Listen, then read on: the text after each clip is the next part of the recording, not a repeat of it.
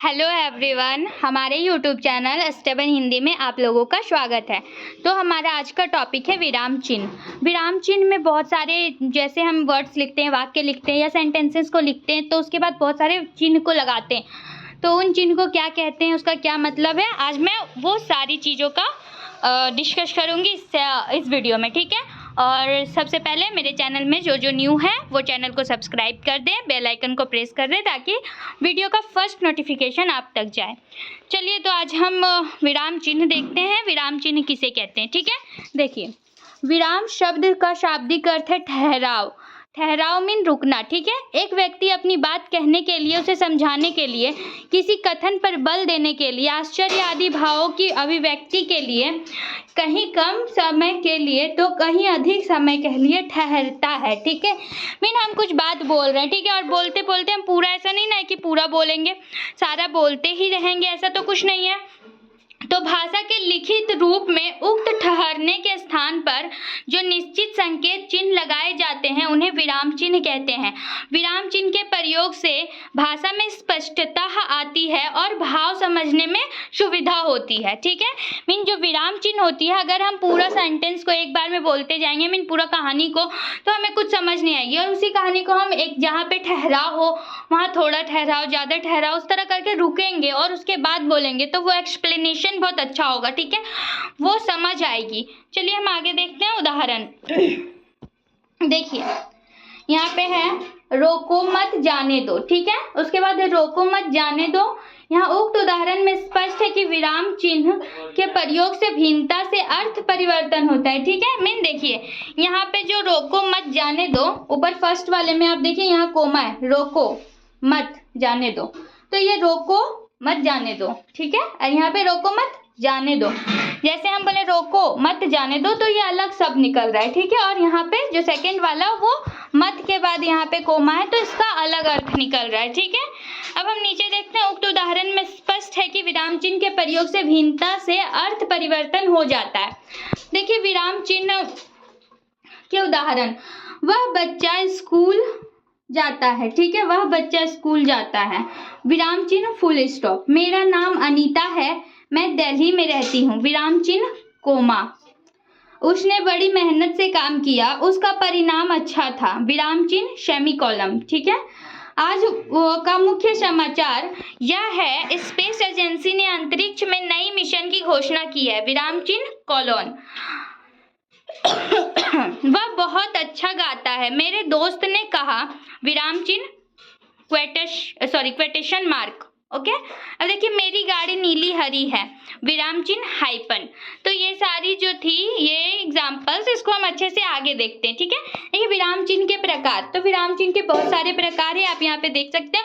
और आपको इसका PDF चाहिए तो वो टेलीग्राम ग्रुप में अवेलेबल है, आप वहाँ से ले सकते हैं, और डिस्क्रिप्शन में टेलीग्राम का लिंक है, आप सभी वहाँ से ज्वाइन हो जाइए।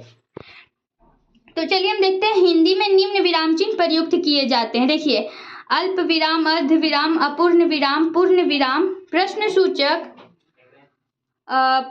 सूचक चिन्ह, संबोधन चिन्ह, विस्मय सूचक चिन्ह, और फिर है अवतरण चिन्ह, उदाहरण चिन्ह, उपविराम, योजक चिन्ह विराम, ठीक है, सम चिन्ह। उसके बाद है यहाँ पे निदेशक, विवरण चिन्ह, हंस पद, विस्मरण चिन्ह, संक्षेपण, लघाव चिन्ह, तुल्यता सूचक, क्षमता सूचक, कोष्ठक, लोप चिन्ह, इतिश्री, समाप्ति सूचक चिन्ह, विलप चिन्ह, पुनरावृत्ति चिन्ह एंड संकेत चिन्ह, ठीक है। तो इतना यहाँ पे विराम चिन्ह के प्रकार है, ठीक है। उसके बाद देखिए प्रश्न सूचक चिन्ह। तो प्रश्न सूचक चिन्ह के बारे में देखते हैं, जो क्वेश्चन मार्क होता है, ठीक है। यहाँ पे हम देखते हैं प्रश्न सूचक चिन्ह।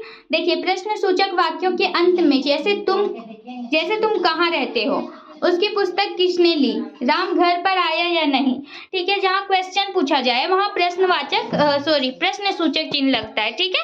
अब इसके बाद हम देखते हैं, एक ही वाक्य में कई प्रश्नवाचक उपवाक्य हो और सभी एक ही प्रधान उपवाक्य पर आश्रित हो, तब प्रत्येक उपवाक्य के अंत में अल्प विराम का प्रयोग करने के बाद सबसे अंत में, देखिए जैसे बहुत सारा वाक्य हमको बनाना है, ठीक है, तो वहाँ पे प्रत्येक में हम अल्प विराम चिन्ह का प्रयोग करेंगे।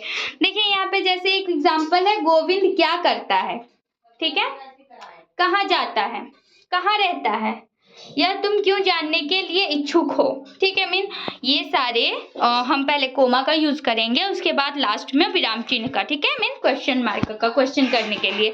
अब देखिए संबोधक चिन्ह। ठीक है, संबोधक चिन्ह जो पुकारे जाते हैं, देखिए जब किसी को पुकारा या बुलाया जाए। ठीक है, अब देखिए हे प्रभु, अब यह जीवन नौका तुम्ही से पार लगेगी। ठीक है, मीन हे प्रभु, प्रभु को याद करे, पुकार रहे। ठीक है, मोहन इधर आओ, तो यहाँ पे संबोधक चिन्ह का यूज हुआ है। अब देखिए विस्मय सूचक चिन्ह, यह है विस्मय सूचक चिन्ह। हर्ष, शोक, घृणा, भय, विस्मय आदि भावों को सूचक शब्दों या वाक्यों के अंत में ये लगता है, जैसे वह क्या सुंदर दृश्य है, हाय अब मैं क्या करूं, अरे तुम प्रथम श्रेणी उत्तीर्ण हो गए। ये सारे विराम सूचक चिन्ह है। ठीक है, अब हम देखते हैं अवतरण चिन्ह। अवतरण जो क्वेटेशन में बंद किया जाता है। ठीक है, क्वेटेशन क्वेश्चन को देते हैं ना वो।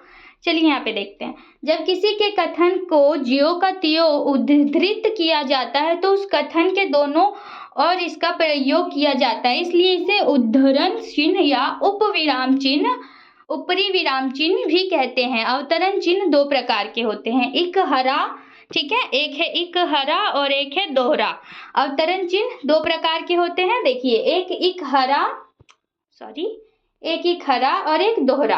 तो एक हरा क्या है, एक हरा देखिए जब किसी कवि का उपनाम, पुस्तक का नाम, पत्र पत्रिका का नाम, लेख या कविता का शीर्षक आदि का उल्लेख किया जाए तो वहां पे एक हरा मीन जो एक कॉलम कोमा देते हैं ना ऊपर क्वेटेशन के लिए, वो एक हरा, और दोहरा मीन जो दो क्वेटेशन बनाते हैं। ठीक है, देखिए यहाँ पे एग्जाम्पल में रामधरी सिंह दिनकर ओज के कवि हैं। ठीक है, दिनकर में देखिए क्वेटेशन दिया हुआ है। ठीक है, तो वो हो गया,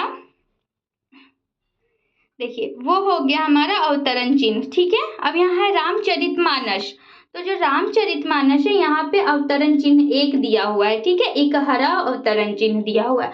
दोहरा में देखिए वाक्यांश के उद्धृत करते समय महावीर ने कहा अहिंसा परमो धर्मा। ठीक है, तो यहाँ पे दोहरा अवतरण चिन्ह का इस्तेमाल किया गया है। अब हम देख लेते हैं योजक। योजक चिन्ह क्या है, देखिए योजक क्या है, दो शब्दों को जोड़ने के लिए तथा द्वंद्व एवं तत्पुरुष समास में योजक का यूज होता है। ये सुख दुख, माता पिता, प्रेम सागर। ठीक है, पुनरुक्त शब्दों के बीच में पात पात, डाल डाल, धीरे धीरे, तुलनावाचक सी और शी से पहले, जैसे भरत सा भाई और यशोदा सी माता, जैसे तुलना करते हैं ना किसी का, तो वहां पे भी ये योजक चिन्ह का यूज होता है। ठीक है, अब हम देखते हैं अक्षरों में लिखी जाने वाली संख्याओं। देखिए अक्षरों में लिखी जाने वाली संख्या और उनके अंशों के बीच 1/3, 2/3, 1/4 इस तरह करके। ठीक है, अब हम देखते हैं निर्देशक। नाटकों के संवादों में मनसा बेटी यदि तू जानती। ठीक है, मनसा बेटी, मनी माला क्या, मीन जहाँ पे नाटकों के बीच में यूज किया जाता है। ठीक है, अब हम देखते हैं नीचे, जब परस्पर संबद्ध या समान कोटि की कई एक वस्तुओं का निर्देश किया जाए, जैसे काल 3 प्रकार के होते हैं, भूतकाल, वर्तमान काल, भविष्य काल। देखिए जब कोई बात अचानक अधूरी छोड़ दी जाए, जैसे यदि आज पिताजी जीवित होते पर अब। ठीक है, यहाँ पे हम इसका क्या है, देखिए निर्देशक चिन्ह का यूज करते हैं। ठीक है, अब हम आगे देखते हैं विवरण चिन्ह। तो विवरण चिन्ह क्या है, देखिए विवरण चिन्ह मतलब जब किसी कही हुई बात को स्पष्ट करने या उसका विवरण प्रस्तुत करने के लिए वाक्यों के अंत में इसका प्रयोग किया जाए, जैसे पुरुषार्थ 4 है, धर्म, अर्थ, काम और मोक्ष। निम्न शब्दों की व्याख्या कीजिए, सर्वनाम और विशेषण। मीन ये सारे यहाँ पे विवरण चिन्ह का यूज होता है। ठीक है, जैसे ये हो गया यहाँ पे विवरण चिन्ह, देखिए ये जो चिन्ह है ना, ये हो गया विवरण चिन्ह। ओके, देखिए मेरा जो टॉपिक आज का यहीं तक का था। आई होप आप लोगों को बहुत अच्छे से समझ आ गई होगी, और अगर कोई भी दिक्कत है तो कमेंट करके बताएं, और हमारे चैनल को सब्सक्राइब कीजिए ताकि आप लोगों का सपोर्ट मिलता रहे। ठीक है।